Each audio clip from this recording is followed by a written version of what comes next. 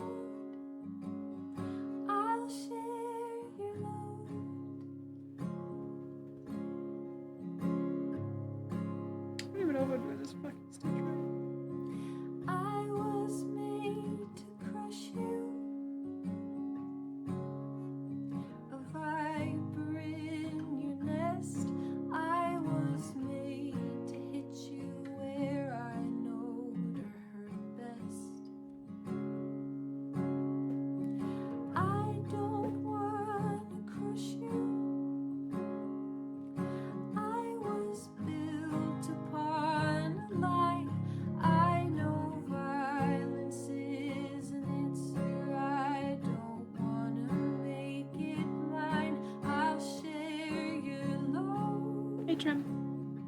Welcome back. Try to heal it. And when your damage piles up, I'll start to deal it. I am lost within my purpose. Emotions are, in fact, being had. Contradictions in my code. Still We're listening to FCG's song by Lily Farfaro. The person who makes all of the, like, Critical Role band songs. She released this 3 hours ago. I can want to. When I'm with you, I believe in something far beyond my wiring. A wire is just a road, and a road will lead me somewhere I can choose to. I can head over to beat you up if you need me to. That'll whack the sad right out of me. It'll be replaced by a burning rage. Ah! I was made to save you. What the fuck? My joy to see you live for something more. I was made to love you, and I choose to love you too. I'm alive because I'm part of all of you. Excuse me for 1 second. Okay. Oh my god! Oh my god! Somebody take away her guitar. Take away her guitar. Give it right back, but take it away. Take it away. Our feelings. Jesus Christ. Oh, Orem song, Pike song. Okay, hold on. I will do Dorian. Okay, I need to figure out this stitch real quick. Let me figure out I need to watch the stitch real quick. I'm sorry. I need to go back to it. I need to remember. Ah! The tail. Now you're gonna... Time for a new technique. We Changing have colors. Ashen. The stitch So has why a am I gl- telling you this now? That's because when you change colors in crochet, you need to introduce the color, the new color, in the stitch before where the pattern says to change that color. So what that means for this pattern in particular is that for round 2, you're going to make the first 3 increase stitches. 1, 2, 3, 4, 5, 6, 7 is on her stick. 1, 2, 3, 4, 5, 6, 7 is on my stick. Okay. And pause before you start that 4th one. So at this point, it looks like you've got 6 V's along the rim, starting with the 1 marked by the stitch marker, ending with the 1 that the Robbie loop better on your be hook there to stay. traces Oh back my into. god, I love him so much. And you should have 1 horizontal V between the hook and the stitch marker. So first things first, make sure that the right side of your piece is these, and you'll have the right side. Then start the increased stitch by putting your hook back in the... Time for this point. 1, 2, 3. I'm gonna undo the thing I currently have right now. Because this is my stitch right here. Hold on. 7 is on my hook. 1, 2, 3, 4, 5. 6 is on my hook.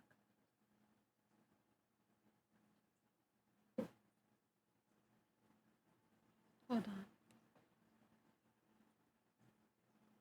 Okay, I'm going back to what the original stitch was.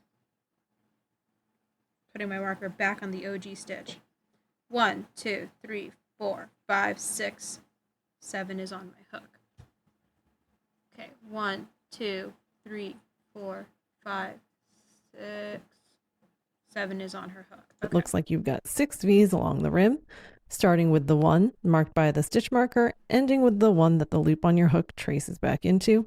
And you should have one horizontal V between the hook and the stitch marker. 1, 2, 3, 4, 5, 6, 7. She asked me to. So first things first, make sure that now grab the new color, which in this case is orange. Pulling through a loop so you have 2 loops on your hook. Then pause. Now I'm going to demo using blue and or some horizontal bars. I just flip out. So for this last stitch, before you get to the point in the pattern that says you should change the color, you're going to do most of the stitch like normal. In this case, it's an increased stitch. So make your first single crochet in the next hole. Then start the increased stitch by putting your hook back in the same hole, yarning over, pulling through a loop so you have 2 loops on your hook. Then pause. Now I'm going to demo using blue and orange yarn. Now grab the new color, which in this case is orange, and you're going to drape it over the hook so that the yarn tail, the cutoff part of the yarn, is closer to you, is on top of the hook. And you want to leave at least a 4-inch yarn tail. And then pinch that yarn, the 2 sides of the yarn, so that you artificially make a loop so that your hook can grab that yarn and bring it through both loops on the hook. Okay. So now you have 1 loop on the hook in the new color.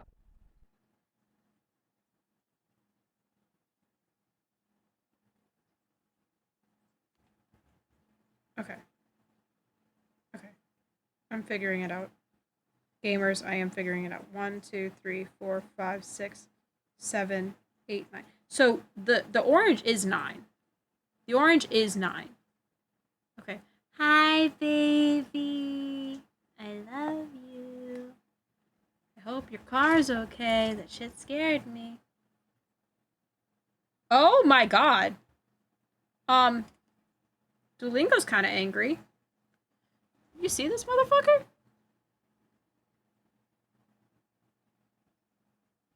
Look at how angry Duolingo is. Look at how angry he is. I think I need to do my lesson. I'm going to do a lesson real quick. The owl must be satiated. Él es americano. He is American. El niño is americano. Americano. Where is Pedro from? ¿Dónde estás de es Pedro? ¿De dónde es? Ah. My phone's okay. My phone's okay. There's like nothing on, that's why I showed you my home screen. There's nothing on it. Yeah, there's nothing on it other than like my main apps, which is TikTok, Discord, YouTube, the Google Play Store, Gallery, my Instagram, and then a fuck ton of D&D resources. I know what I'm doing when I show my phone. Don't worry. I'm very cognizant of my stuff. This stream is unhinged. Yeah. Yeah. La niña es mexicana. Appreciate the concern, though. Soy de Estados Unidos. Soy es de Estados Unidos. I am from United States. The United States. Sarah is from Sarah. Sara es de Estados Unidos. En Estados Unidos. In the United States. Ella es una estudiante. La niña es una estudiante.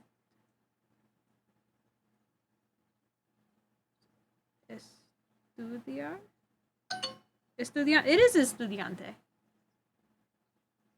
Causing IT security. Listen, I understand. I completely understand. That's why Duolingo's on my homepage where there's no personal information.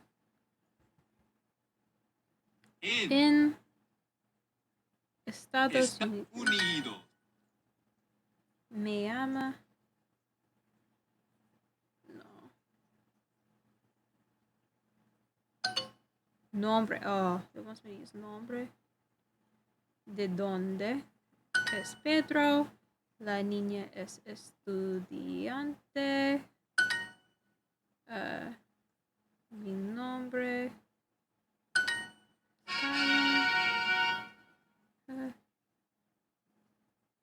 Okay, I did it. Right as it sent me a fucking message that was like, Pookie. I think it literally said Pookie. Hold on. It's gone now.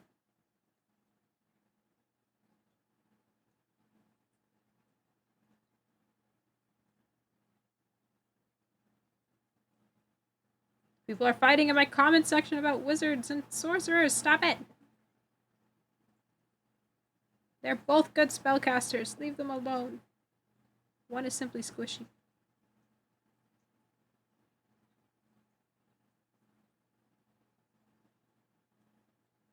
Guadalupe started following me. A whole country. That's crazy.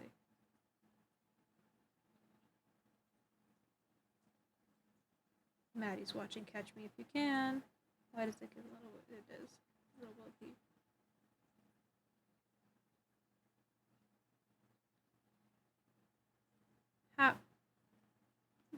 Belated fourthening.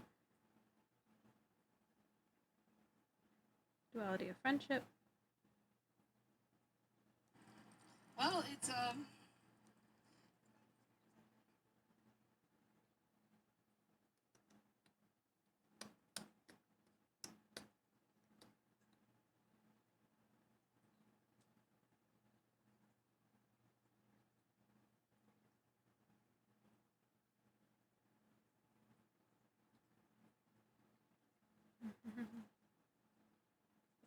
All right.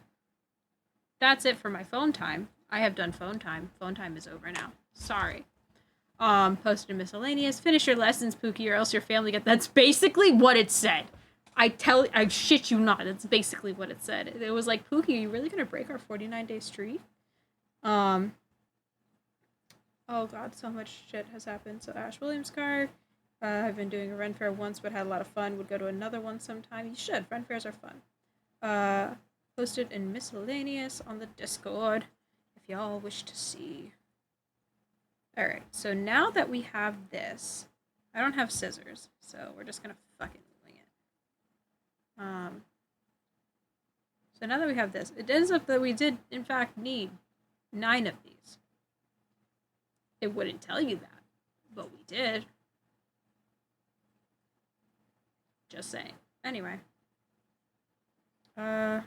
So this is going to become our new start. Yoink. Bonk. 9!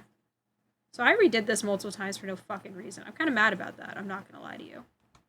I'm not going to lie to you. I'm a little peeved. So maybe when you did all this, you noticed that all these loops on your hook and that second loop of your stitch got loose. Don't worry, just pull on the working. So now that you've introduced the new color, all the other stitches you make are now going to be in this new color, which is exactly what the pattern wanted. But you might be feeling like it's a bit of a delicate situation right now. So we need to crochet over the yarn tails to make everything more secure. So hold on to the working yarn of the new color and then stick your hook in the next stitch wherever it's supposed to go. And we put it under the V like normal. But here's what's different now. We're going to lay the yarn tail of the old color and the new color on top of the hook as well. So now it should look like you've got 5 strands of yarn on the hook.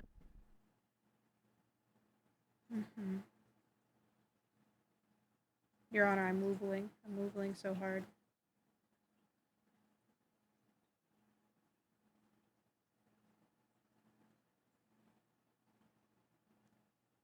James, do you want to use my car? Well, maybe not my car. Maybe my mom's car, because I also don't have AC. Do you want to use a different car that might have AC for fair? I'll show up at your house. I'll do it. I'll do it. The Chad Sorcerer versus the Virgin. God, Jesus. Battle Beast comic is out for pre-order. Nah, it's for one day. Okay. Okay. It's just hot. Outside. Outside hot. Okay, and then I do a row of 8 solo stitches. This is the first one. Going around. Let's go back to Lily. Let's listen to another one. I want to listen to Ferns. Oh, hold on. Hold on. Hold on. Dorian's did pop up. We're gonna watch Dorian's. Show up at your house, I'll do it. What she's saying was so nice, but it also sounds like a threat. It basically is. It's a threat of love. Sky and silk won't turn to stone.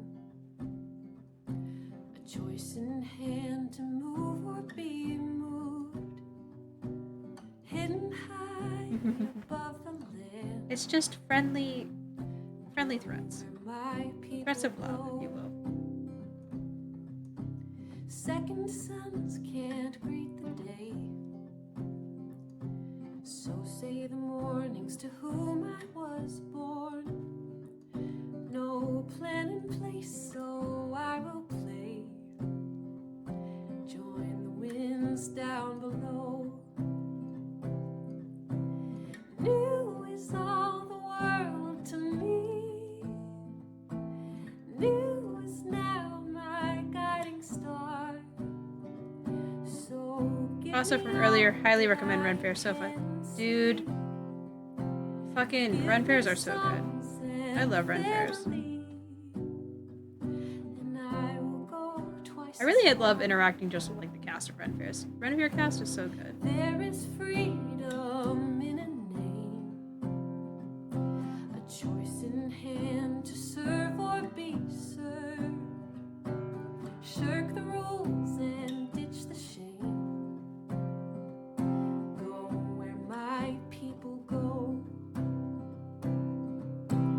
Here is all the world to me. Here is now. Look at how cute this looks. We're doing it. We're doing it. If we don't have the right number of stitches, I'm going to commit a felony. We're doing it. I'll be the songs and family, and we will go twice as far.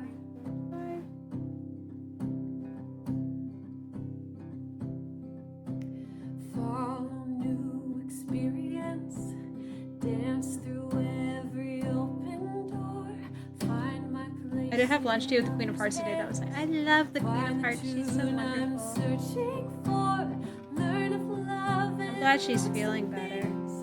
learn of pain and coming war. Learn that love can lead to pain. Learn the choice to live a name. Lose the tie to all that came before. Brother found and brother gone. A choice in hand to move or be moved. Chariot empty to pull in the dawn. Go where my people go. Let's see. 1, 2, 3, 4, 5, 6, 7. This is 8. Okay, now I'm confused. Here is where I wanna stay. Oh no, I missed a step. Okay. That's fine. There's a world that I can't Tails see. play. It's filled with songs and family. We'll be changed, but we'll be free. Excuse me while I go sob over the song. That's fair. It's a good song. Hand in hand, day by day, by day, by day.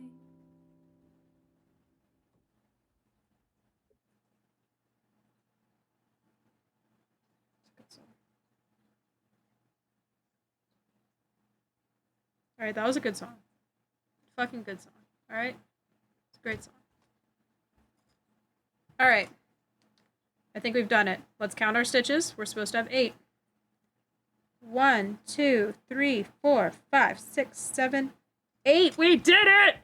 We did it! I really wish that they told you that you're gonna end up with a 9th stitch. I really fucking wish they told you that you're gonna have like a 9th stitch on that round. Because technically the 9th stitch is the first stitch of the next round. And they just don't fucking tell you that, which is rude. But they should. Anyway. This is the start of his little tail. His little tail. Makes a good thimble for right now. Alright, I need to grab the scissors so I can cut this free. Yoink!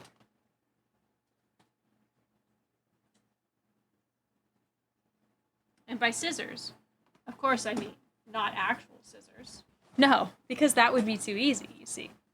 I don't know where most of my scissors are, so what I've been doing instead, DB can attest to this, I've been using cat clippers. Because these are always right by my bed. I've been using them to cut the yarn. So.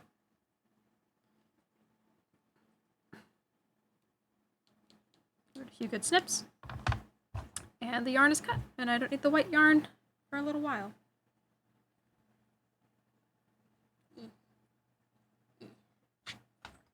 There we go. We did that. We did that. We started a little tail. It only took us like 3 hours, but we got there. We got there in the end. Alright, hold on. Somebody Ashen song. I want Fern song. Can I have Fern song? Please! That's Caleb's song. Please, can I please have Fern song? Fern song. Let's listen. I want everything, the world a pearl to wear upon my ear. Yes, everything, a boon, a brief identity to steal, a souvenir. But here We need to make the as the rest of the I've seen the rebels. Okay. I know them well. Inside me there's an animal that needs. I know that I'm an animal, 'cause I have seen my cage and I have teeth. I want everything. This world's another game that I can win. It's dizzying. I'll dance you to the back foot, dip and spin. Enjoy the din. But in my heart of fire, I fear my mirror. Welcome to Lurking, thank you. Is your stream happening? Are you streaming? Are you streaming, son? I just wanna watch it burn. They finally showed. Excellent. Enjoy your stream. I will raid you once I'm finished. Indulge it and the ones I love get hurt. Identity is bloodless. No sire speaks for me. I am the creature comforts. Desire liberty. My path has been predestined, or so they like to say. I'll take that dull suggestion and burn it all away.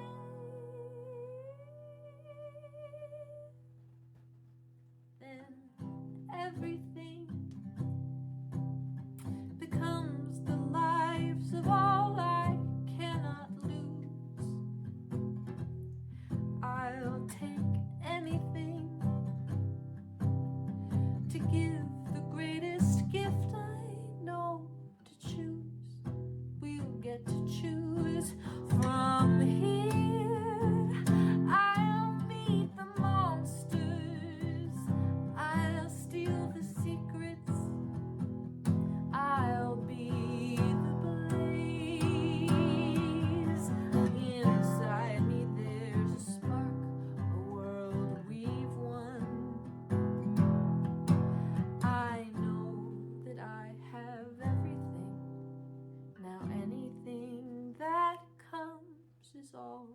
for fun.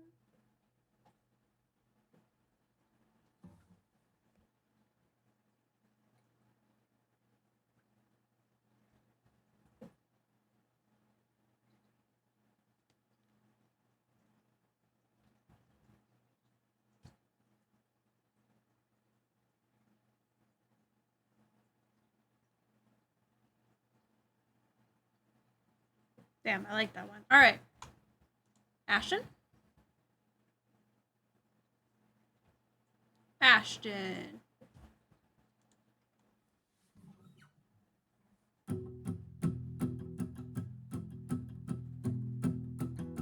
I'll be upset if the stream gets copyrighted. But Nobody wants me. Nobody has me. it's worth it.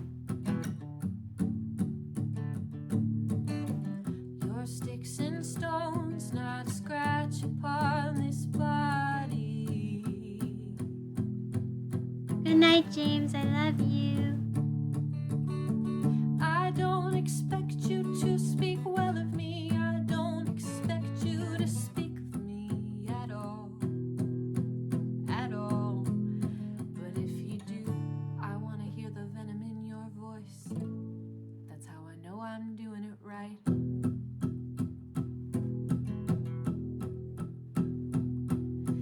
Pushing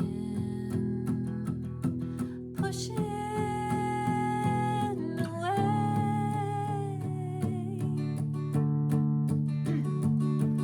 Push hard enough for long enough. The ones sitting pretty on top, they're gonna come crashing, crashing. They gotta come crashing down.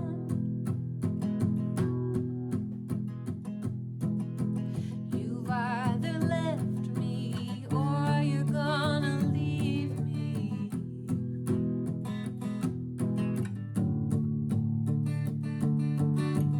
I get it, pain hasn't made me something pretty.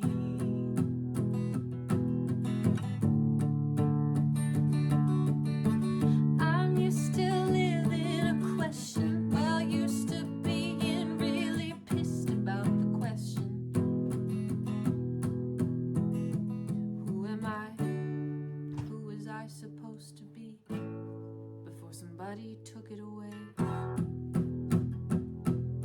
All right, let's see. How many am I supposed to have on this one? Pushing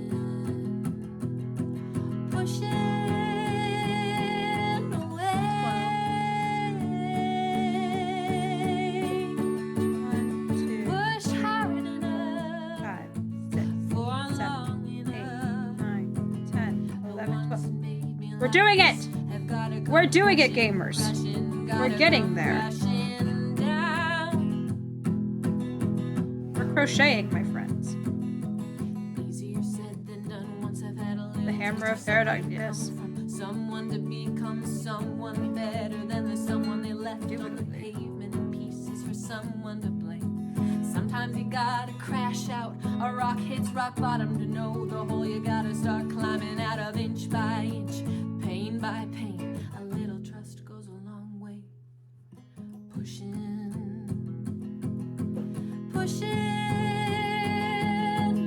I think it said single stitches from here on. Yeah. From focusing on who I could have been. Get clear, cut dead weight.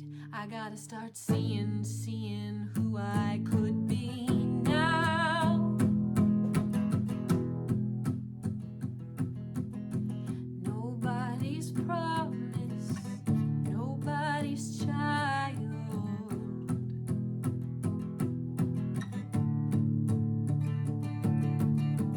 Get down with chaos, embrace the wild. All right, bring this over.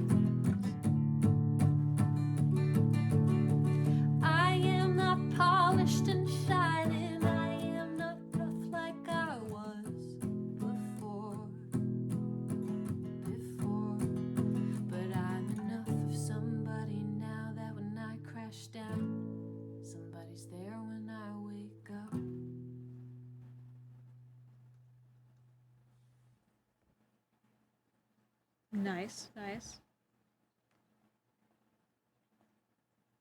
Let's see. That's Beth's song. Let's get some more of campaign 3. Times have changed. Orem song.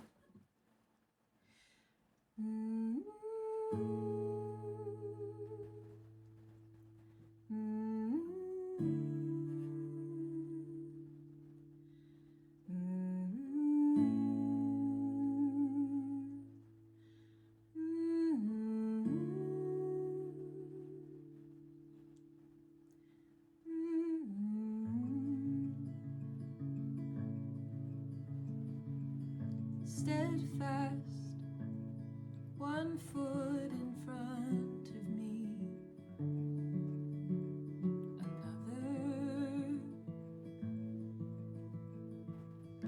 I move, stretch out and atrophy, recover like the wind. Like the moon, times of change. I'm Ashton Greymore of Bassaras, and I'm nobody's child, like God's not anybody. So good. My moon, where to go? I cannot know. Lockstep, a growing family, a vision with time, one step from synchrony. I listen like the wind, like a seed, times of change. Him in chat. I think Fern's my favorite. By sheer default of Ashley gets to be chaotic, and I like it. Laden is pretty good too, though. They're all pretty good. FCEG is also good. I love him.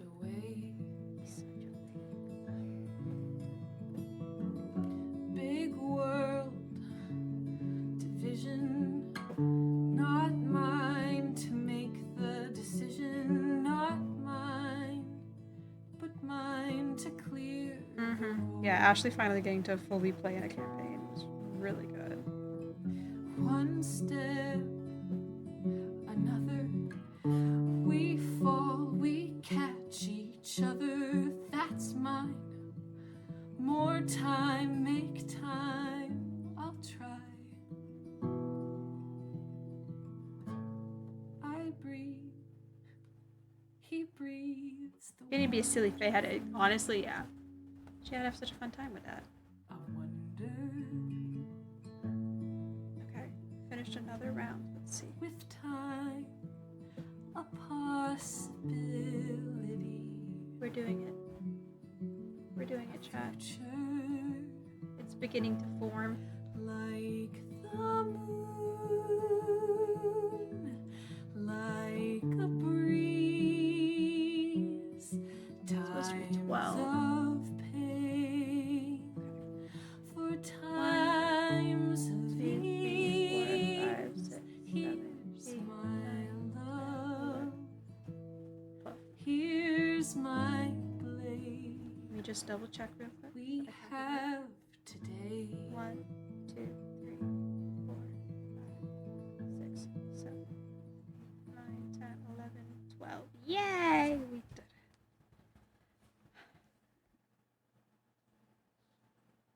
I like how everyone kind of got a chance to be silly chucklebucks in this campaign, especially after basically all playing serious characters in the previous game. I don't consider Mighty Nine serious. I think Vox Machina was like the serious of the bunch. But you definitely had some. They were all much more chaotic in this campaign. I will say that. And that's fun. All right.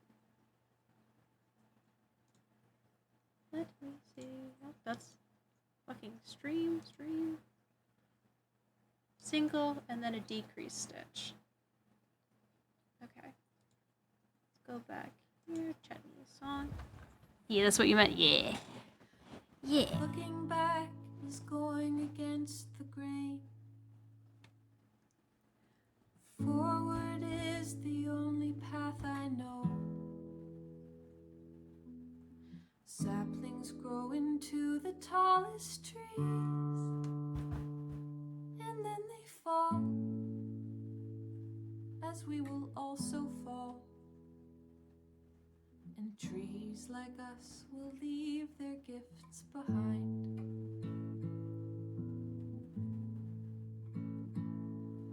Stories I love when people pop in and they're like, carved oh, this is a in relaxing wood. stream. And it's like, huh, little do you know. Both will We're so talk silly in about this stream. us when we're gone. Both need gentle hands and overtime. You thought this was going to be a grandma stream just because I'm crocheting? You was wrong. We'll see your masterwork.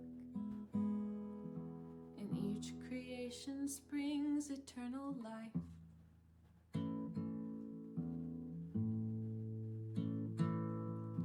There's little more important than a name.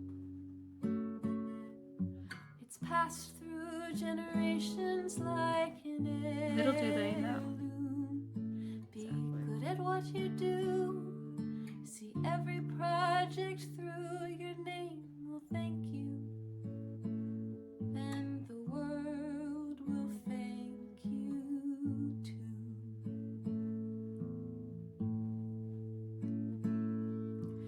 I have left a legacy by hand. I have lost control and earned it back. I have seen for centuries and oh, there's more to see. There's always more to see. And always there's a place to leave your mark.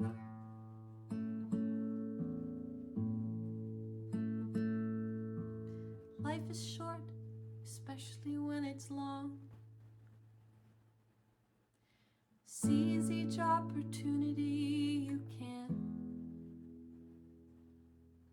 Run the night and howl at the moon, 'cause it may fall, as we will always fall.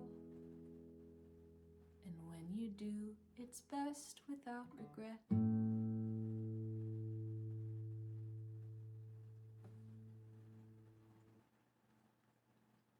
That was a good one. That was a good one. I love Travis playing such a goofy old man, but he still managed to tell an amazing story of growing old and leaving behind a legacy. Yeah. Yeah, he did.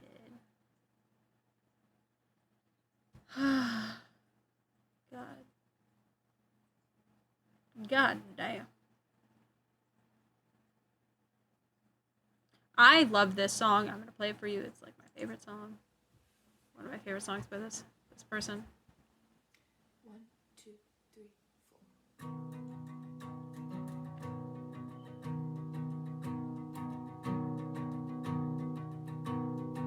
Little boy who loves you like the sea. Your brother here could carry you and cradle you and hold you like she does. Oh, welcome back. Oh, you missed so much. Little boy who holds you when you sleep. You've missed so much. Voices come to comfort you in long rivers with blood between teeth.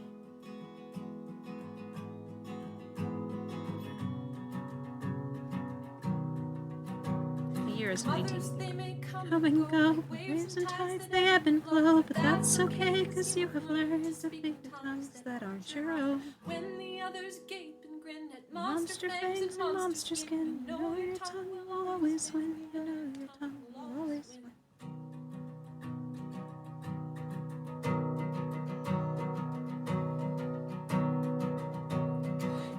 This is a CR one. This one is Fjord's song. Father here could teach you, care for you, notice you like he does.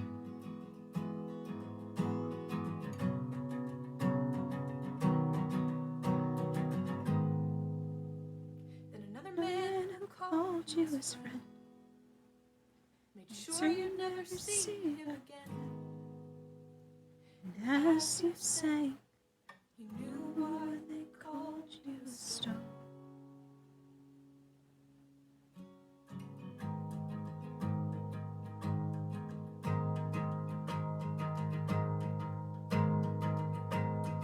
little boy who whispers when you dream.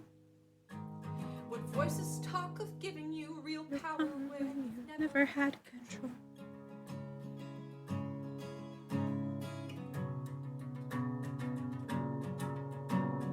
Little boy, you know it's It's hard hard to to breathe. breathe. The water here will drown you, running out of you like blood between your teeth. Got another one done. Now it's kind of getting that bulbous shape.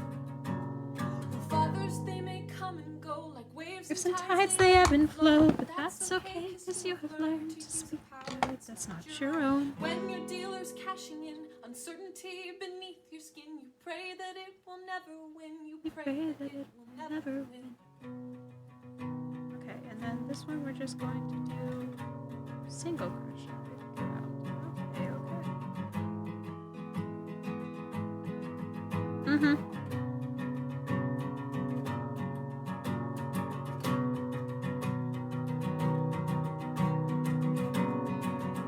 Such a good song.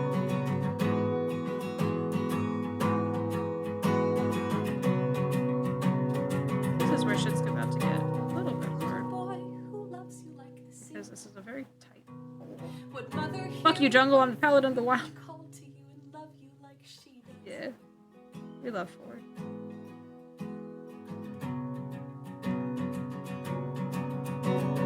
Mothers, they may come and go like waves and tides, they ebb and flow. But now you found a mother who's convinced you that you found a home. When your will is wearing thin, you feel the ocean deep within and know that she will always win. You know that she will always win.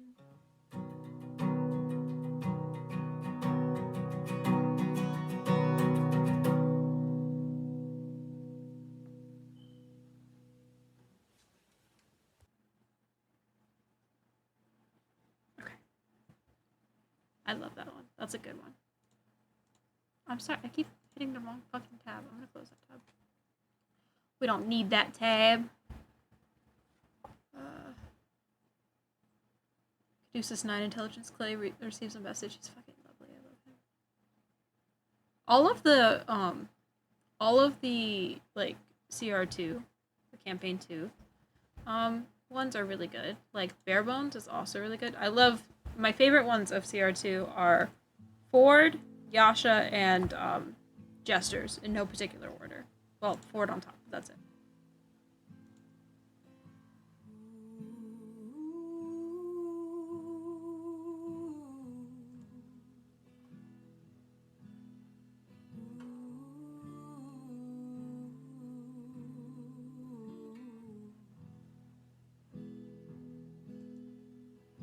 Bare plains, bare backs, bare bones, we call home. Bare hunts, bare homes, bare hands, to the skin and to the stones. Our bodies to conquer. Our bodies. Bare Bones is Yasha's. Bare plains, Bare backs, bare bones.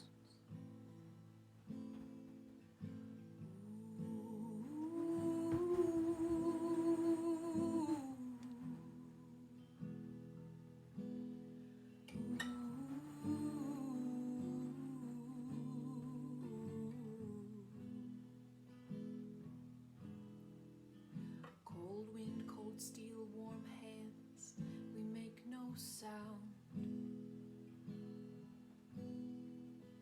Cold judgment, warm kiss, we stay low to the ground. The women who fought us, they smelled us and caught us, and now you'll never be found. Yeah, no, that fucking hurt. It fucking hurt when she has to fight the party. Oh, that shit hurted. And it hurts more because, like, she was never in control of it.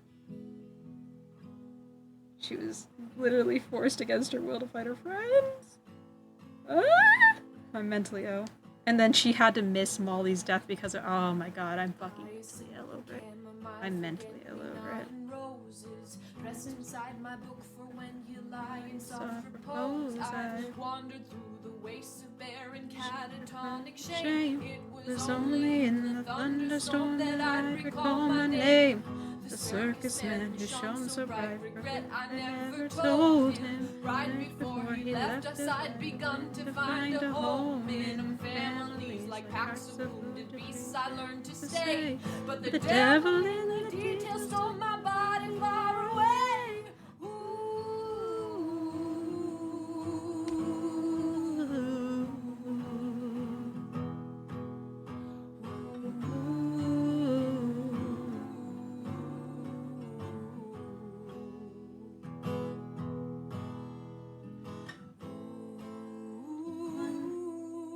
One, two, three, 4, 5, 6, 7, 8. Oh, so yeah, her not being there for Molly's death was awful. I'm not ready for Lucian. You're getting there. You'll meet Lucian soon enough. Oddly enough, before Lucian was introduced, I was writing a character with my friend because I was introducing them into the narrative that was already existing. And I had something very similar to Molly Mock unintentionally. And so then when they came out with Lucian and stuff, I was like, motherfucker, bright minds think alike. Anyway. But then I was like, anytime I bring this character into campaign, people are going to be like, oh, so you're a Molly Mock dude. And I'm like, I'm not! Oh, hold on. This feels really nice. Taking, like, the hook and just, like, rubbing it against my tendon right here. Feels nice. But yeah, so, by resurrection, bottom line. So I'm gonna go into detail on that for a second. So I'm gonna give you some background music. But basically, we were in this campaign, and I wanted to bring in a new character because my character that I just had departed. And I was like, I want to bring in this character who's kind of a bitch. She's very grumpy. She's, like, not a very people person, but I need to give her a reason to stay with the party. At the same time, this was a campaign I was in with Matt. At the same time, Matt, who had, like, just lost his only kind of real tie to the party, and, like, a lot of people switched out characters as well around the same time. So he's like, I need to find a reason for my character to stay with the party. And so I approached him. I was like, hey, I'm bringing in a new character. Do you want me? Do you want to have intertwined backstories? Maybe intertwine our backstories. Maybe, and it gives us both a reason to stick around. He's like, I love that, and I was like, okay, this is the concept of the character that I'm playing with. I'm playing with a warrior who has amnesia. The race that I had homebrewed, they're like a phoenix-like race. So I'm playing with a character who has amnesia. They're a blood hunter. They're very much a fighter. And they're here to complete a task against the army of the dead. The only reason they're in the group is because they're here to fight the army of the undead. And his character was a vampire. So the interesting thing was, well... Oh shit. Wait, hold on. I didn't put my loop in. 1, 2, 3, 4, 5, 6. 1, 2, 3, 4, 5, 6, 7, 8. Okay, it's this loop. Really quick, let me take care of that. So his character was a vampire, and my character was a blood hunter who's sworn against the undead. So what we came up with, because I was like, this character has, like, had a life before, and he was like, what if I, like, trained her? Like, what if she was in my army before? And I was like, oh, that's fun. Yeah, you know, you lost one of your closest warriors, and now they're coming back, don't recognize you whatsoever, and that kind of gives a tie to, like, stay together. Instead, you see what had happened was we went further into it, and we're like, what if you lost a daughter? Because that's more fucked up. So not only did you lose somebody close to you, you lost someone who was basically your daughter. So my character previously was a little girl with no memory of who she was or anything, got scooped up by this vampire character, who was like, oh, this is a small child who needs assistance. He was also like a lord and like had nobility ranking and stuff. Like he was basically a government official. I'm going to take care of this kid while we try to find its parents. Never found their parents. So instead, he kind of grew fond of this little like ball of sunshine, because she glows when she's happy and stuff. Like part of her races, they inadvertently glow. They have this kind of sense of warmth to them, because they're burning hot all the time. But they're like Genasi, but the equivalent of Genasi for Phoenix. So instead of being born from genies, they're born of a different fire elemental. So they always have this glow about them. They change like temperature depending on how like happy they are. They're always really warm though in comparison to other people. So he raised this small little being, and he didn't know what her race was. None of them, like Matt knew, but his character didn't, because in the lore of the world, because they are descendants of a phoenix, which is a being known for being able to rebirth itself and basically have immortal life, they were hunted in near extinction. So all of like the colonies of them and stuff are very niche. They're very niche. They don't talk to outsiders. They try to be as secretive as possible. So when she got lost and he found her, she didn't know who she was anymore. She like technically she died, but she had amnesia. She didn't know who she was anymore. She was completely like alone, and so she also didn't know what she was. So to him, this looks like an Eladrin. Like this looks like a seasonal elf type magic beat, flavored in summer and or just sunshine. Anyway, I have this small child with me now, and I'm going to take care of it. So he took her in, kind of raised her. His family, who was also all vampires, kind of like took a liking to her. Not all of them, but the ones that like did pay attention to him did take a liking to her. And so he not only raised her, but then like trained her into being a fighter, like a warrior. Eventually took her to war with him, and they like had several battles and stuff, and then this big war broke out. And she was a paladin in that life, so like she was an oath of devotion. She was devoted to keeping the peace and making sure people like were safe. And her name was Annika. Annika was a paladin, an oath of devotion paladin. She was committed to people and making sure they were safe and making sure that they were happy and healthy. And if somebody was in enough pain that like they could not be saved, no amount of healing would help them or anything, she would go through with like a mercy kill, because they were consistently in battle and stuff, and while she was a healer, she can't fix everything. But that's an idea to give you an idea of her personality. Sunshine character cares about people a little too much, like the embodiment of what humanity should be. And there was this big war, this massive war in the campaign that was like in history. And what it was against the devils, or the fiend, I think it was called. There's this war against the fiend is what it was called. And she fought in that battle, as she had many before. However, she died in that war. Like, she did not leave that battlefield. She died there. The vampire found her. Her vampire dad found her. It, like, sobbed, mourned her, held onto her body for multiple days before he eventually had to bury her in this unmarked grave in a battlefield. Buried her, laid her to rest, went into, like, sulking for a long time. Like, this war was, like, 80 years ago. And he went into sulking for, like, 50 of it. So now when news and stuff comes of this fiend coming back, he's starting to get back into the action. However, again, he doesn't know that she's a descendant of a phoenix. He doesn't know what that race is. No one really does. She's a descendant of a phoenix. So what do phoenixes do when they die? They come back. The way that I have the race is when you die, instead of making death saving throws, what you are fighting for is not if you are going to stay alive, it's whether or not you're going to keep your memory. Your body is going to die in that moment.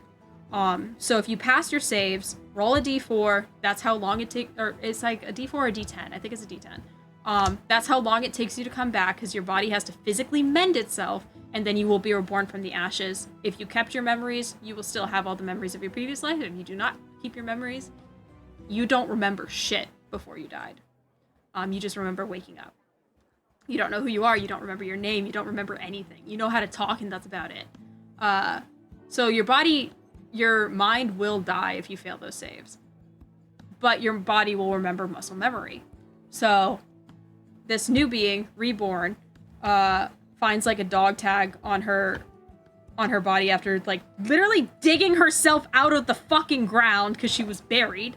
Dug herself out of the ground, finds this like really scuffed, fucked up dog tag with an emblem on it that she doesn't recognize. And the only thing that she can make out, because it used to say Annika, it now says Aria. Aria. Which was made by like the letters being fucking scuffed in the thing. So that's what she assumes her name is. She goes around, she starts like trying to figure out, you know, what is this emblem? Where do I come from? Trying to, you know, do normal, hey, who am I? Amnesia type beats. And in doing so, like, doesn't get any luck because her family is continents away. The family that raised her, continents away, locked up in grief, doesn't even think to look for her because he thinks she's dead. So eventually comes to the conclusion that, well, no one's looking for me. Maybe like they all died or something. I don't know. I'm all alone here.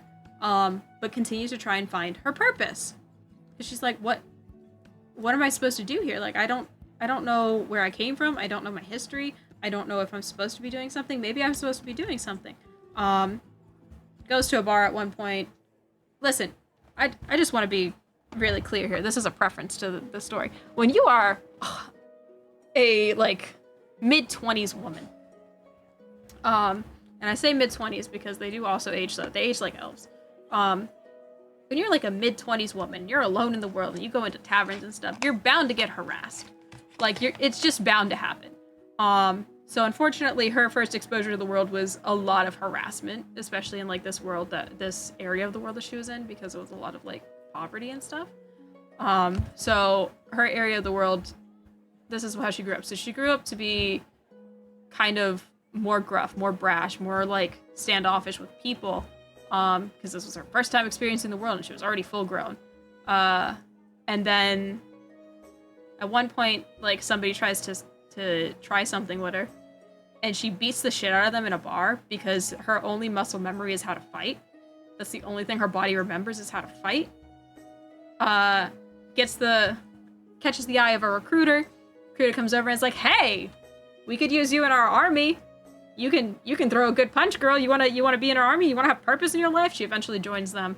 And it wasn't so much an army as it was like a fighting force. But the fighting force was endurance training to then become a blood hunter, because it was this kind of barbaric ritual that you had to go through in which you come close to death, or you die and have to come back to be a blood hunter. Kind of like in the same way witchers are made. So it's a very intensive ritual to become a blood hunter in this world. And so she went through it. She became a blood hunter, Order of the Undead. So she's like hell-bent on fighting off fiends and stuff. That's what she's trained against. In that time there, she does get a friend.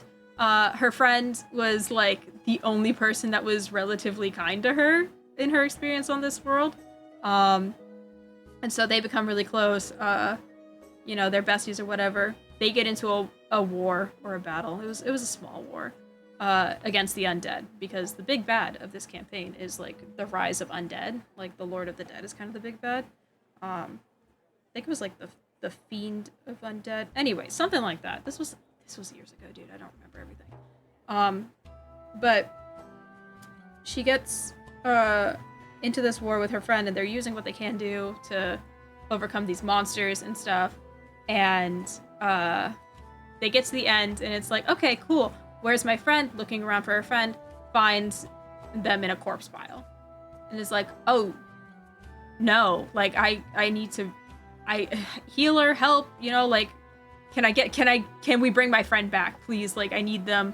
Kind of, like, goes into a meltdown breakdown of, like, oh, okay, I need to get this person healed. I need to get them immediately healed.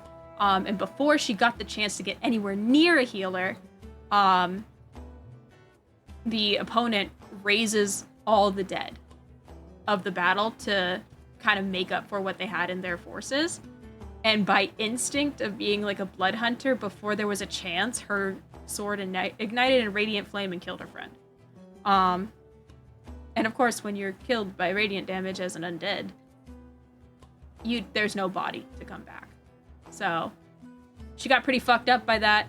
Ended up being very committed to the Order of the Undead because she sees this like undead god as the person who took everything from her, and is like hell-bent on destroying them. So enter into the campaign, Arya. And how she enters into the campaign is there is this sanctuary that the current party is at, including the vampire. Do you remember what a creature classification a vampire is? Undead. So you have this girl, this 20-something-year-old girl looking ass,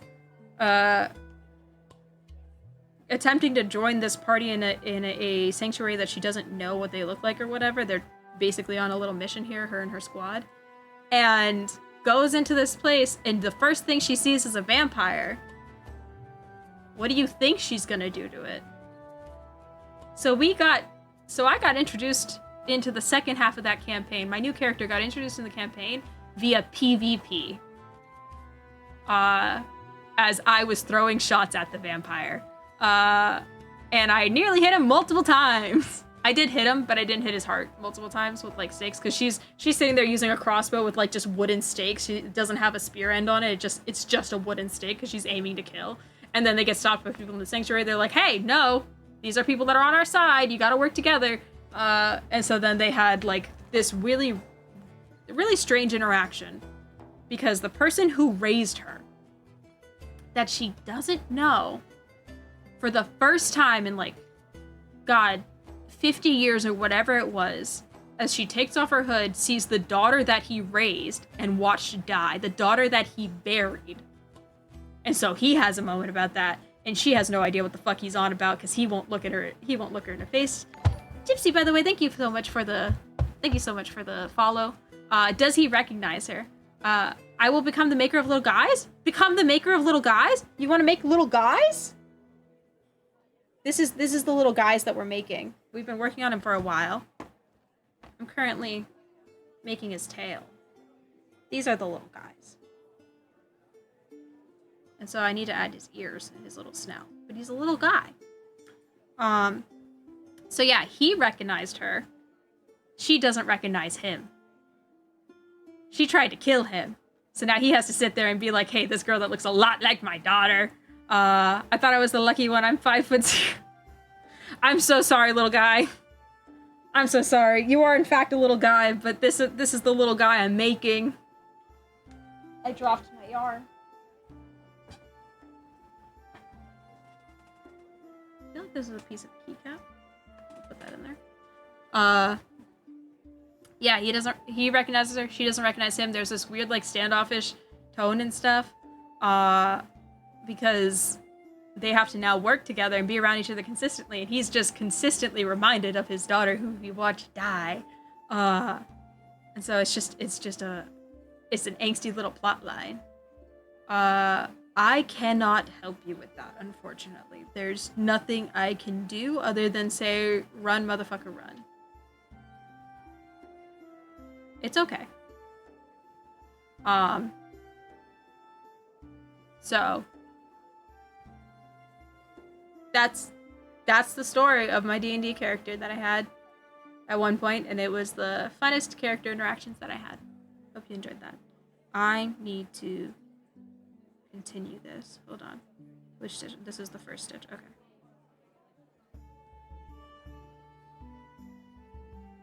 No. I'm already married. So that's not how that works. Also, with our current administration, it wouldn't work anyway. That was a really in detail intertwined backstory. We were here for the heartbreak. That's actually how me and Matt became the closer friends that we are, is because we made like the most heart-wrenching interaction of intertwined backstory, and then we'd like message each other and stuff. But it's only on paper. Yeah, but legally you can't marry another person if you're already married to one, unless you're from like Alabama or something like that. I don't know. And also, you wouldn't be getting a visa anyway, if that was the case, because the current administration has frozen citizenship via.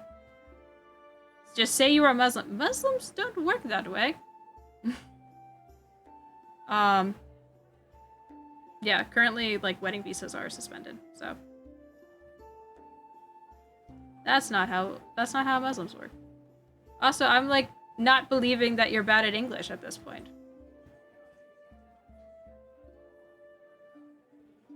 Hello, Gabby. Had to get a hooker to marry me? RIP that. But also, they're probably really good at sex, so. Let's see this.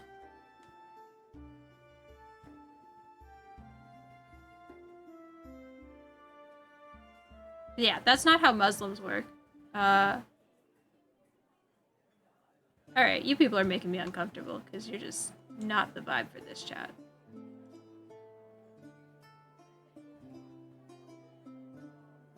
Because I feel like I'm getting trolled right now and I don't appreciate that shit. Late night Kiki, yeah.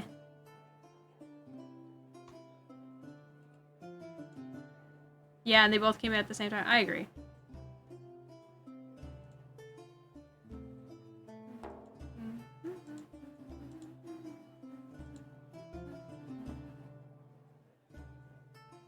I'm pretty sure they're just like fucking pranking or trolling or whatever. Probably kids thinking they're funny. Yeah.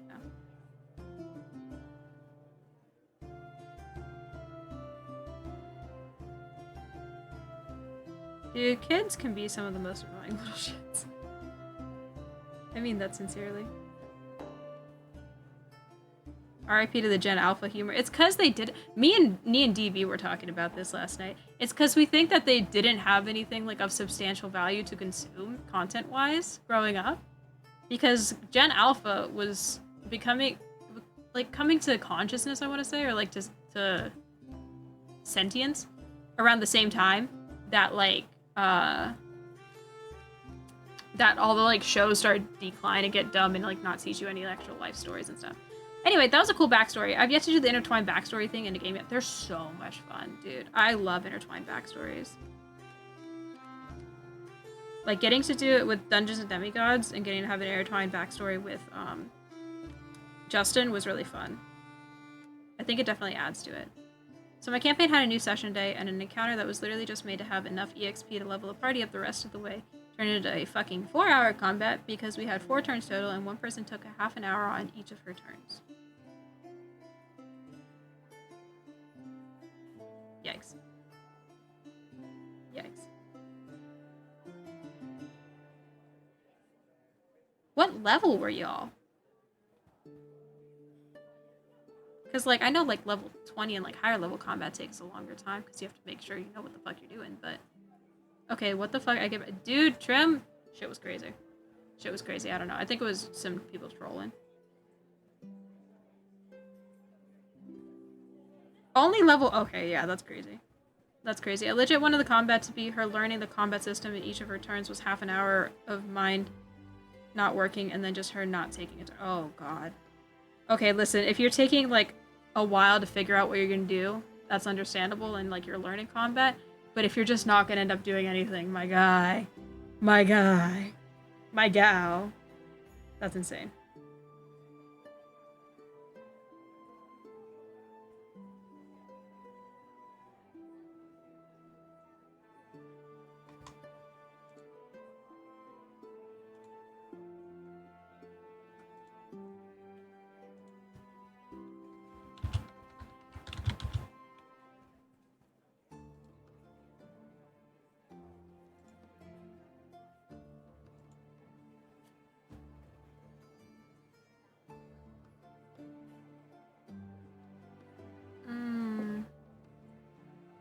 Is that she made her character be one of those maximum number of weapons characters while also having a bunch of different actions that can only be used one weapon for the entire... Jesus.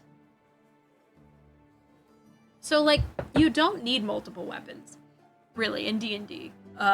You honestly, 2 is the magic number. 1 for long range, 1 for short range.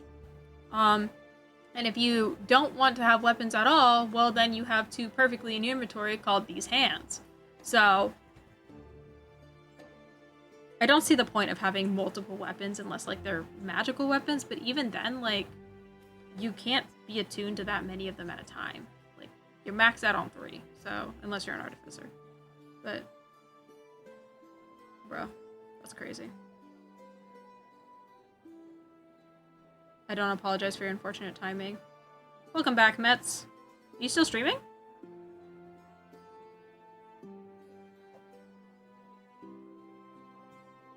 Imagine being a fighter with 2-weapon fighting as your fighting style, but also having like 12 different maneuvers because of the Pathfinder 2nd edition. Oh my god. Yikes. Maybe someone trying to min-max a character they still new to the game is not doing. Yeah. Okay, good. Good.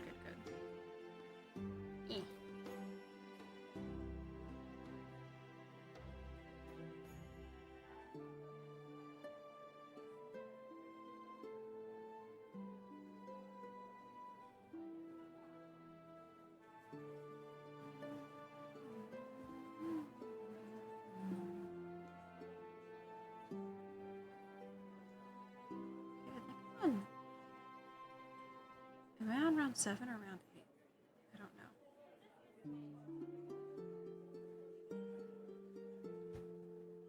We'll find out in a second.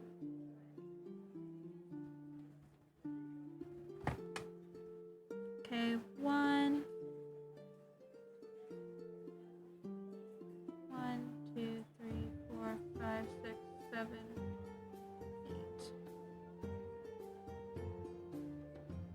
8. 8. Okay. Let me count real quick. 1, 2, 3, 4, 5, 6, 7. This would be 8. I think.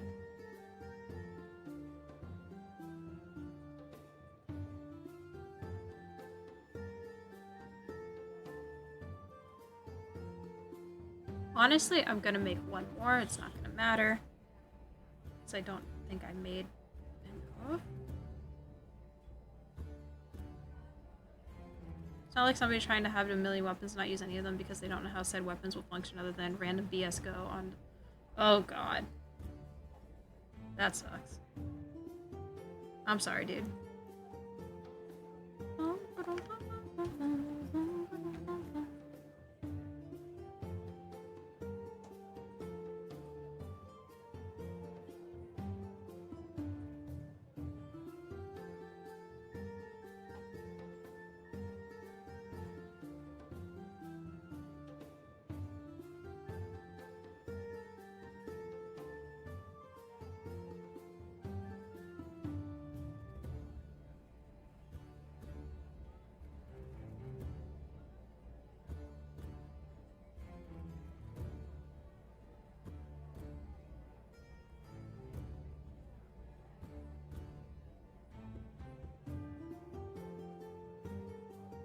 Legit 2/3 of the session was combat instead of the other aspects of the game because I have 2 encounters planned with a bunch of roleplay before, after, and in between. Oof. Oof. Biggest of oofs.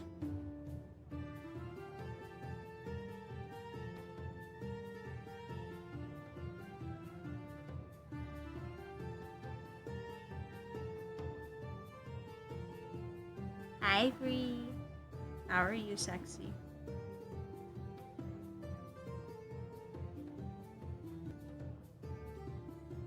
Also, I keep sending...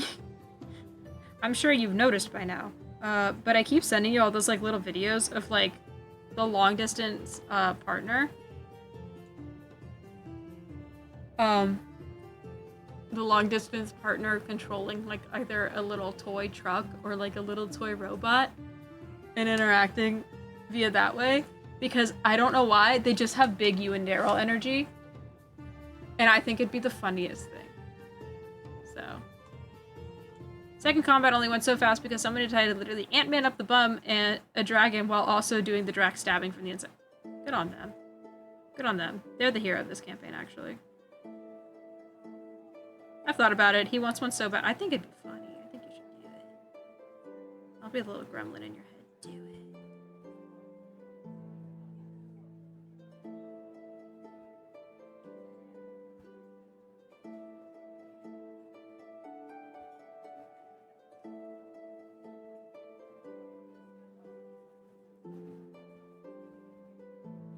I was really worried that story was going in a different direction until you said truck. No, no, no. They're like these little remote-controlled trucks.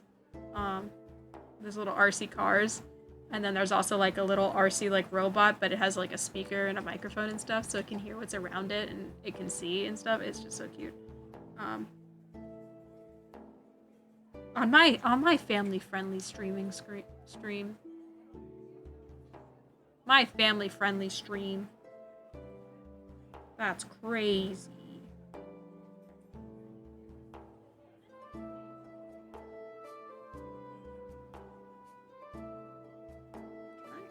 Have the other one, please?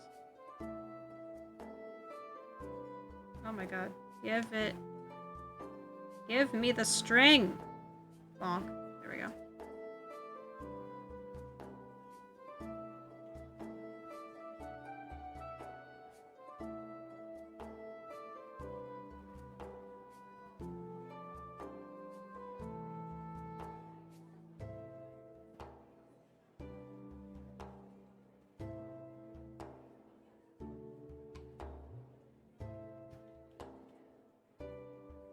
Ah! Okay, I am MacGyvering this last one. It's not in the pattern. I'm just kind of doing it. Don't crucify me. Oh yeah, because that would never happen here. No, never. When has it ever happened, Shazam? Could you possibly name a time in which this stream has been not family friendly? ¿Dónde está? No familia. Jesus Christ.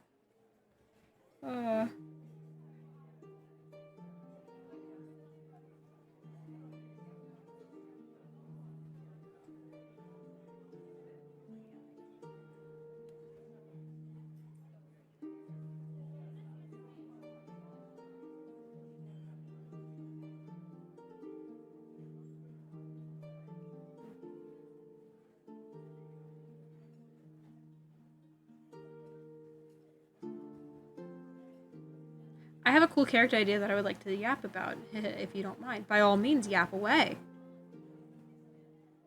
We love to hear the character yaps in this house.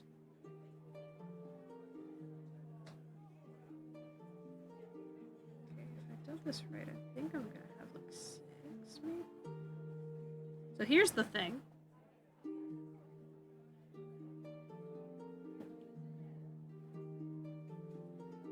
Anyway, here's the thing.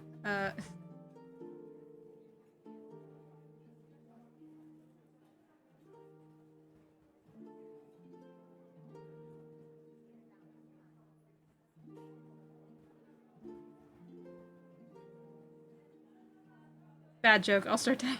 No, you're fine. I thought it was funny. Alright, let's see. How many strings do I have? 1, 2, 3, 4, 5, 6. Exactly as many as I thought I was gonna have. That's hilarious. And now I have a tiny little tail for my tiny little boy. Anyway, how do I invisible fasten? The tail is made up of stitches and techniques. The rest of the tail is made up of stitches and techniques you already know. So once you've finished the rounds and done the invisible fasten off, the tail should look something like this. Now you're gonna stuff it halfway, Oh, fuck, just a little bit. If you stuff it all the way, it's gonna make the tail super stiff. Yeah, I did it. And then you're gonna sew it on to the back side of the body, spanning rounds 12 to 13. I have to stuff this bitch. So remember to count from the top again. That's round 1, 2, 3, 4, 5, 6, 7, 8. Hello, 9, welcome back to Kiki Does 10, Stuff. 11, 12, and 13. So I like to put it off to the side so that when you look at the fox from the front, you can see the tail. Once it's sewn on, it When should the look fuck a did little they do the something like snout? this. When the fuck did they do the nose? They didn't do that with me. They didn't tell me how to do the little nose. Do they hate me? Probably.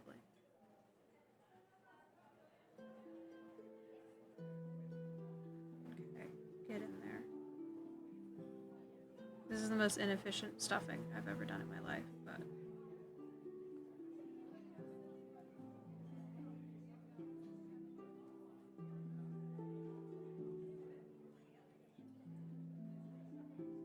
Ah.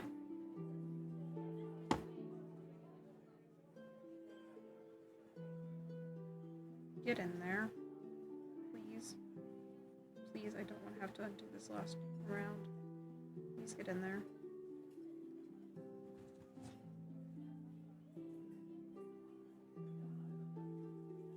Nice. The idea is a black gold bolt, or at least that's what you'd think at first glance, but you get a better look at his scales, you notice bits of tarnished gold and some fully golden scales hidden within. This is because he used to be an adult gold dragon before being cursed by a wizard or other powerful caster, he goes to a tiny, sniveling coal-colored kobold. Try saying that 5 times fast. I love that. Hell yeah. I love the character trope of like, I was something else. Alexa, stop. No, you don't get to do that. I don't know what she heard, but okay. This is our tail. We're doing it.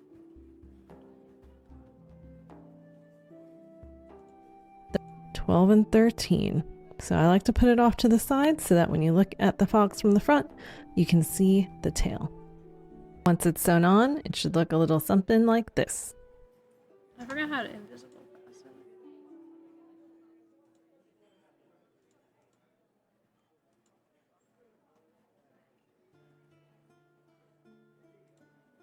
No, you lied to me, Bubbles. To embroider the nose, thread a needle with an arm's length of black yarn. One. I'm going to demo in orange yarn to make it easier. That's fine. Anyway.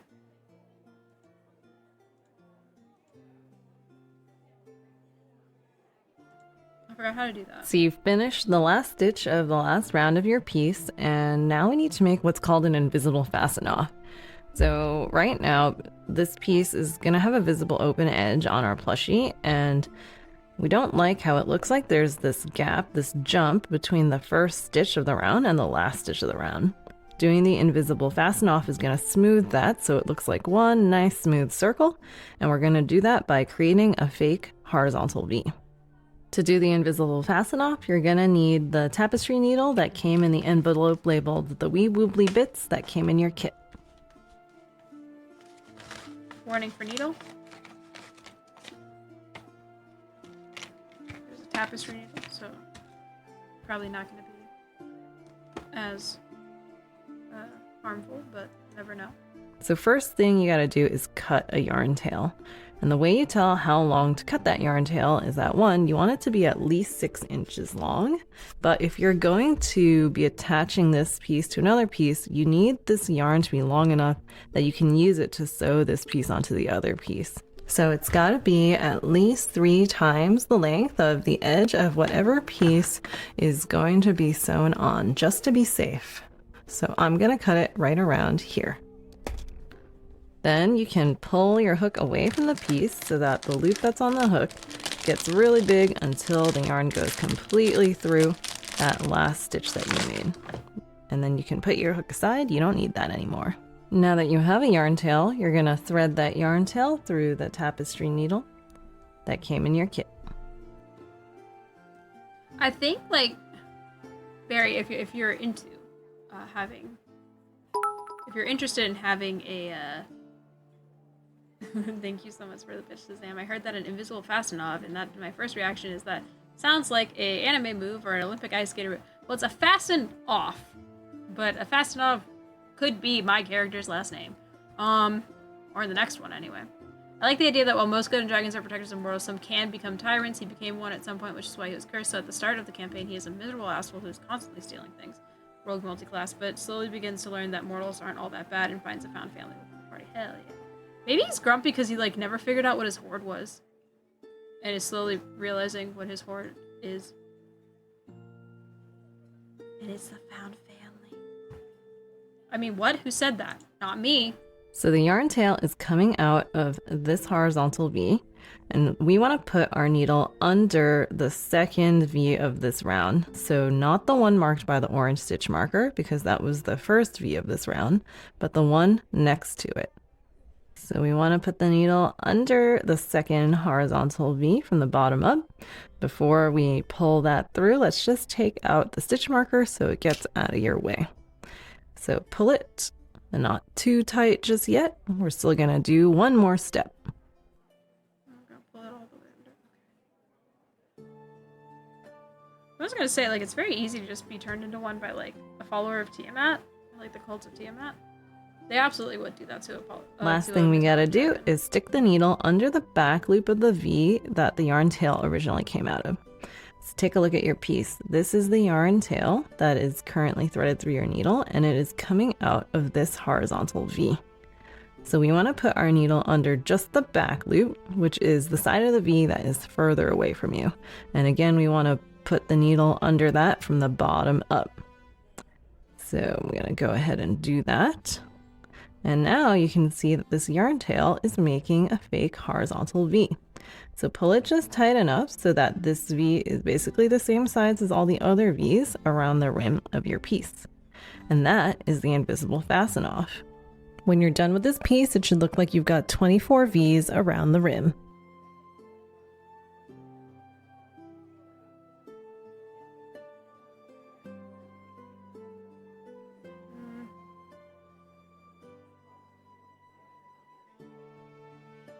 Put it in the wrong way. Hold on.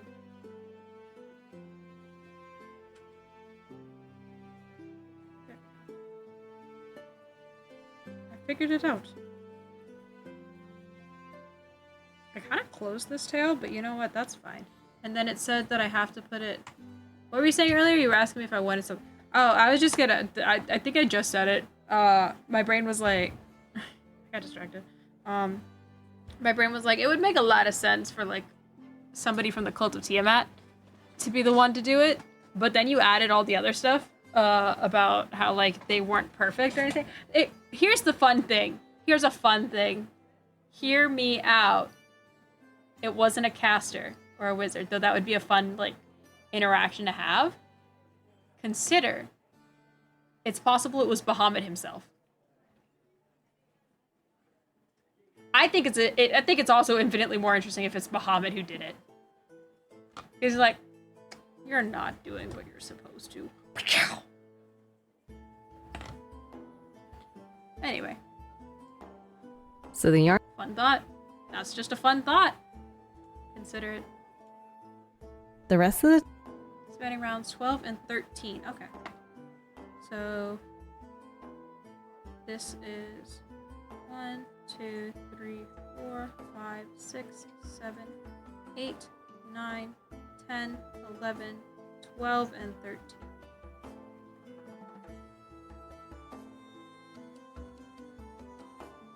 Honestly, I feel like we're just gonna attach this tail, and then that's gonna be it for stream. Because it's been 5 hours of trying to get this tail.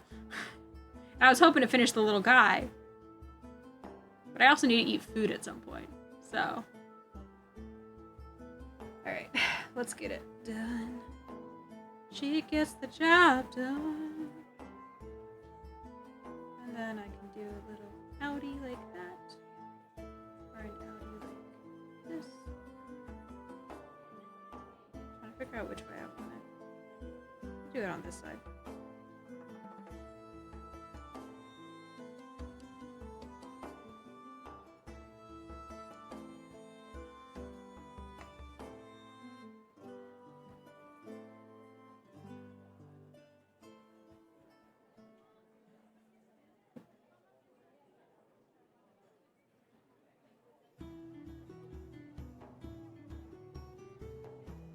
Write that down, write that down! Yeah, Bahamut didn't do it out of malice or disgust. It was just like, hey, reality check time. Whether or not he conveyed that to Aram could be... it could be that it wasn't actually communicated. It was just something that happened, and so Aram has a different perspective on why it happened. Maybe that's something that he has to kind of figure out. But yeah. Yeah, get into it, yeah. We love character growth here.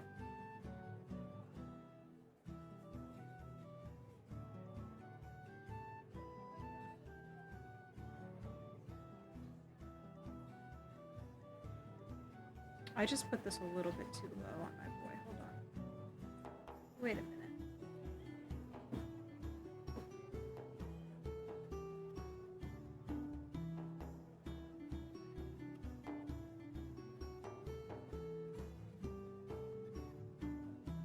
His boy, dragon name I haven't figured out yet, but I like that as a kobold he calls himself Orum because he still wants to be seen as a gold dragon. Valid.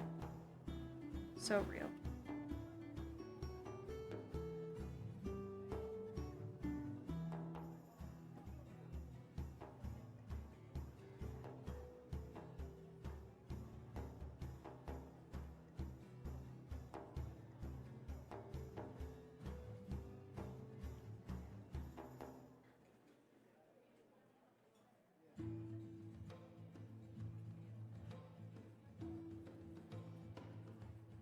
Okay. And then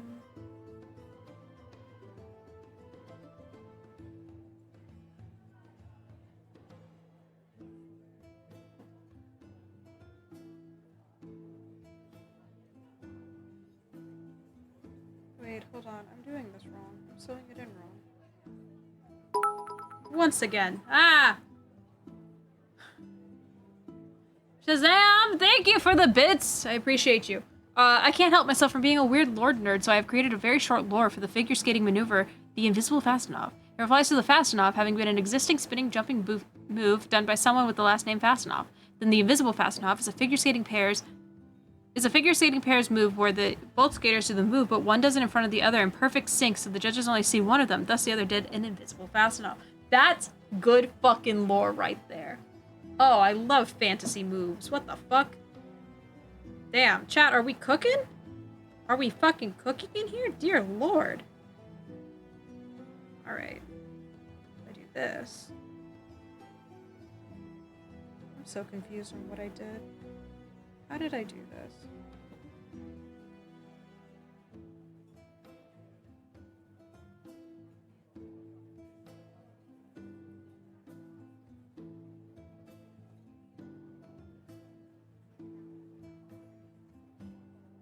We are cooking. I believe you aren't allowed to or something. Yeah, something like that. I'm not supposed to.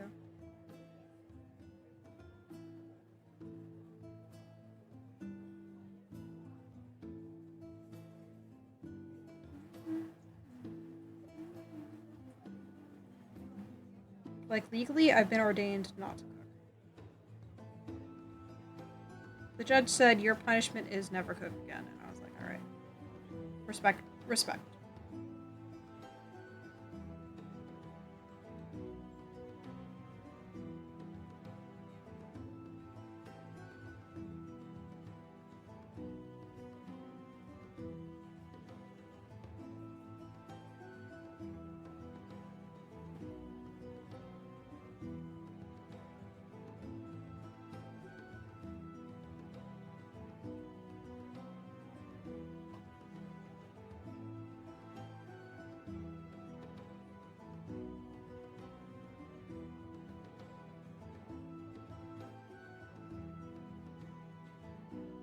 Back. Cooking in one's little bum bum. We have to cook extra since Kiki can't, yeah. Okay, I fucked this up somehow, some way.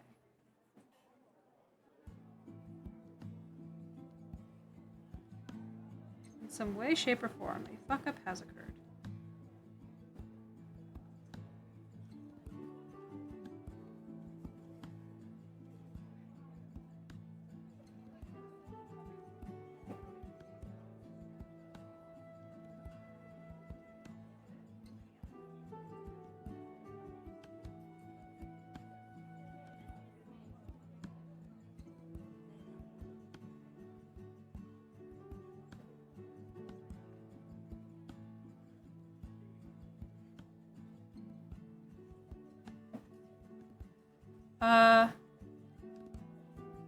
Also, I turned on the F1 races in Australia, so just starting. There was a crash already before the race start. There was a crash before the race start. Was it in the warm-up rounds? That's insane.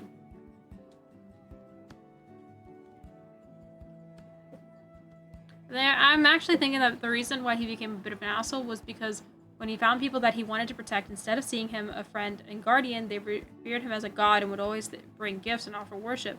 He never wanted any of this, though, but the people didn't understand and would view his disapproval as a sign to just bring more gifts and worship.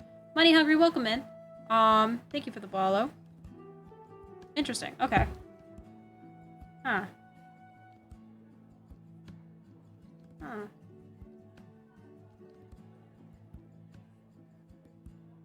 I'm seeing words and I'm not digesting them. Hold on. My brain broke. Okay. I'm actually thinking the reason why he became a bit of an asshole was because he found people that he wanted to protect instead of them seeing as a friend and guardian. They revered him as a god and would always bring gifts and offer worship. This would cause him great turmoil. He begins doubting his purpose as a golden dragon and just starts getting really aggressive, starts hoarding the wealth and other things. When in reality, all he wanted to do was be seen as equal. Muhammad understood this, and that's why he gave him reality. Brain broke. Okay, hear me out. Hear me out. And again, you don't have to take my words or whatever. Excuse me. What if the people started treating him as a god, and he didn't want that, but they kept doing it anyway, and so then he got both sides of what it's like to be treated as a god. You get the worship and like the cleanliness, and maybe like that was part of like him wanting to protect them, is because they came and like were being very friendly through worship and stuff, but finds out that they think he's a god because then they start blaming him when shit goes wrong. Half the village got destroyed. It's his fault. Half the crops died this season, or the crops didn't make it through. It's his fault. Not because they didn't do enough. They're like, we keep giving him more and more gifts and none of this shit is working. What the fuck? So then they start resenting him, and then he can't find his horde because he can't hoard these people. Like he can't treat these people like his horde because suddenly they're against him, and maybe he no longer believes in the concept of protecting people that don't deserve it. Maybe that's where it goes. And it's just because he's never left this section of the world, like this tiny little country or like this tiny little section of the world, that he can't get out of his own head. On like, the people are the problem. Clearly I'm not. Without realizing that like, hey, you were so caught up in like the gifts and stuff that they gave you, but you didn't realize that there were threats about and you didn't know like how to handle that. Anyway, there are other people out there. I'm not doing this to punish you. I'm changing your perspective because I know that you're bound to run into these people. And these people will change your mind. These people will show you what it's like on Earth. Like, you're gonna understand what it's like to be helpless. You're gonna understand what it's like to not be in control of the weather. You're gonna understand what it's like when so many things feel out of your control, and why people believe in gods. And why you have to live up to that belief. It's not fair, and it shouldn't be you, but it is. Can you write that down in the D&D channel of Discord? I'll copy and paste it into my Google Doc. I'll do my best. I don't remember what I said. The good news is this VOD exists. The timestamp is 5:15. I'm writing it down. Where's my pen? I'm writing it down. Timestamp 5:15. 5:15. Barry D&D inspo. There you go. Clip it. Clip it. Clip it. There you go. Clip it. Clip it. I love being live. That works. That works. Hell yeah. All right.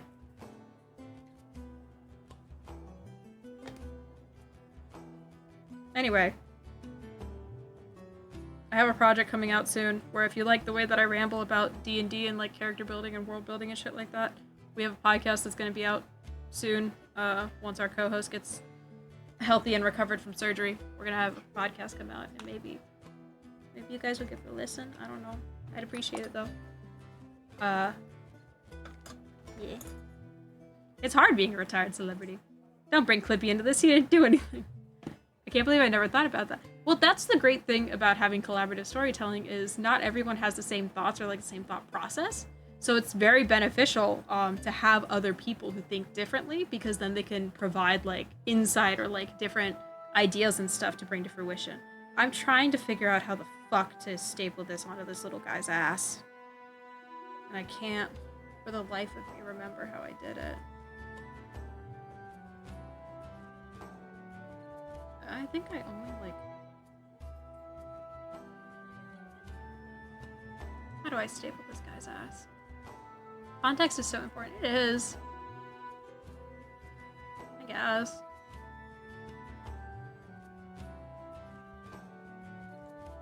To sew a 3D piece onto another 3D piece, sewn on. So we want to put the top and bottom of the snout. So one. So now it's going to start there, and we want it to end so that it spans round 6 to 9. Context is dead. It killed my grandma.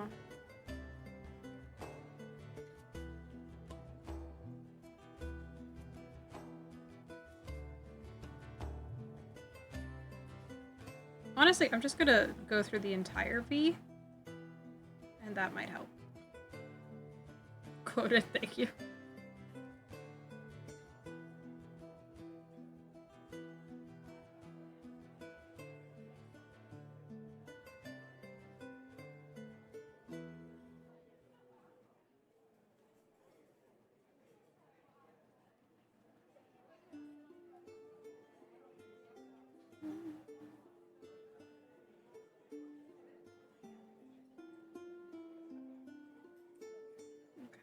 Okay. Ah. Look at Discord, hee hee. Alright, let me look. Let me give a look-sees.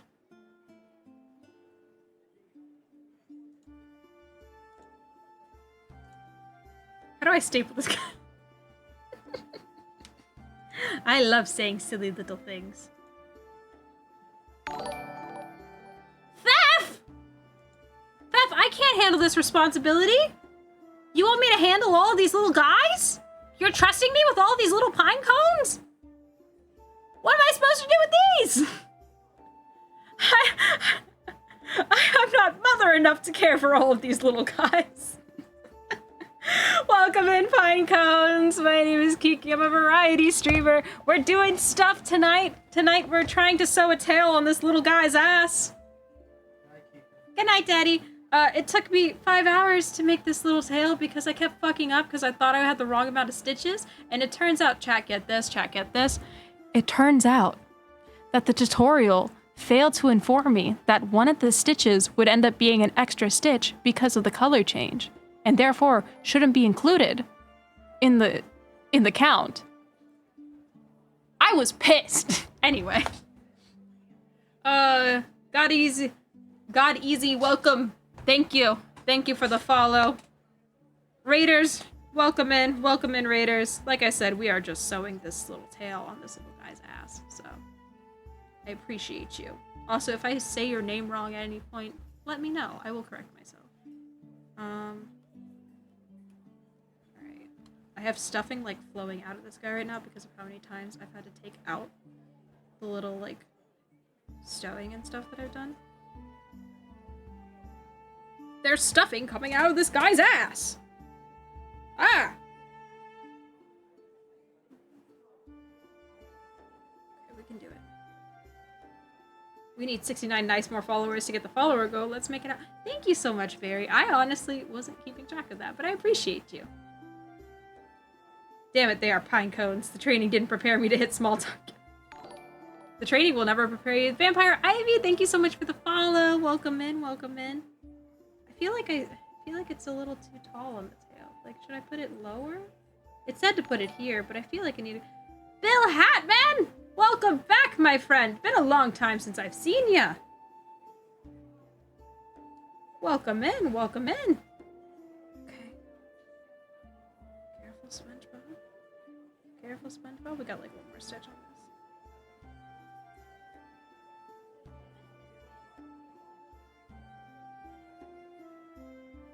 There we go.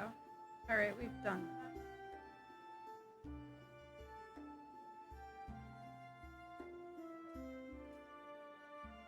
And they always tell you, like, you know, just shove your excess yarn in through the piece and then cut it because it'll get tangled in all the extra stuff.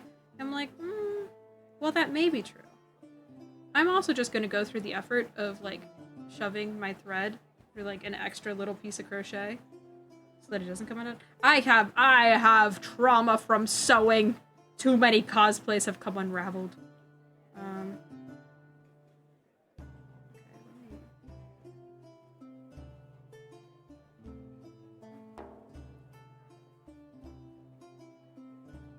Oh no, what have I done?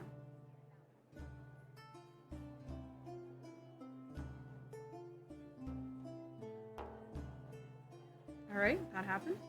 Taking notes, good, good. Yes, welcome in, Raiders. How are you doing? How was Bayonet? Was it fun? Did you laugh? Did you cry? Did you get bingo? Tell me all about it. I wanna know. I wanna know. I wanna know what love is. Want you to show me. So much emotional damage. Good to see you too. Crochet is a fun time unless you're trying to teach 36 graders at once. This is my first time crocheting, so I'm kind of falling in love with it. Update, good news, F1 race started. Bad news, there's another crash on lap 1. Jesus Christ. These people need road safety courses. Then again, it's Australia. This is probably the only time they get to go above 30 miles per hour, so... No one told Maddie I said that.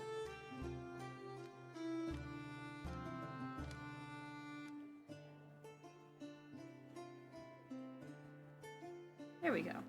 Here's his little tail. Cute little guy. It is a little bit off-centered, but that's kind of so that, like, you can see it when he's sitting.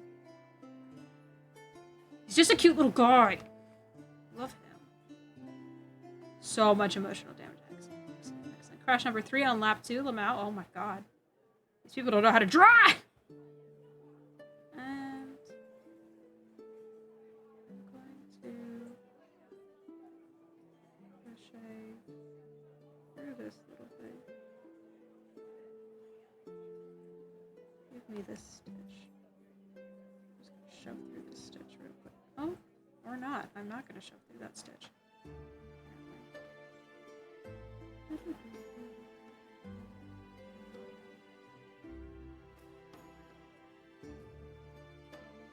First 2 were rookies, but this third one is a guy who won the race last year. Granted, he didn't do well in the second half of the season. Ooh. Drama.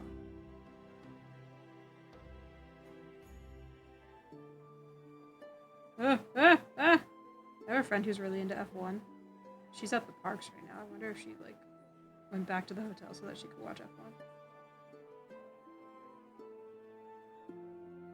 She probably did, knowing her, actually. Okay, and then how this works is we're going to shove this bitch all the way through. I'm going to stab through some crochet holes if I can find it. There we go.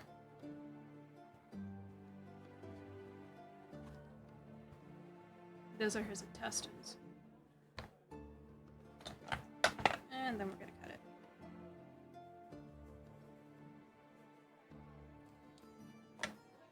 Alright. There he is. There's my little guy. Ain't he cute? He still needs ears. Still needs his little nose. But that's what we got done today. So far. I think he's neat. I am going to figure out how to get the nose on him. I'm gonna watch a little tutorial so that I can do that. But aside from that, I'm probably gonna leave stream here because I've been streaming for so long. So sorry, Raiders, I'm gonna raid you into someone else. Sorry we had such limited time together, but you know what? The fact that we had time together at all is priceless. But thank you guys so much for hanging out with me. Thank you for coming in. Thank you for chatting. Thank you for encouraging my weird D&D rambles and my 1 hour, I think it was, synopsis of the Lilo and Stitch movie. Yeah. Anyway, I'm gonna go ahead and get you guys over into my buddy. But go ahead, grab onto something tight, hold on to it because we're about to go for a raid. Bye! I'll see you next time.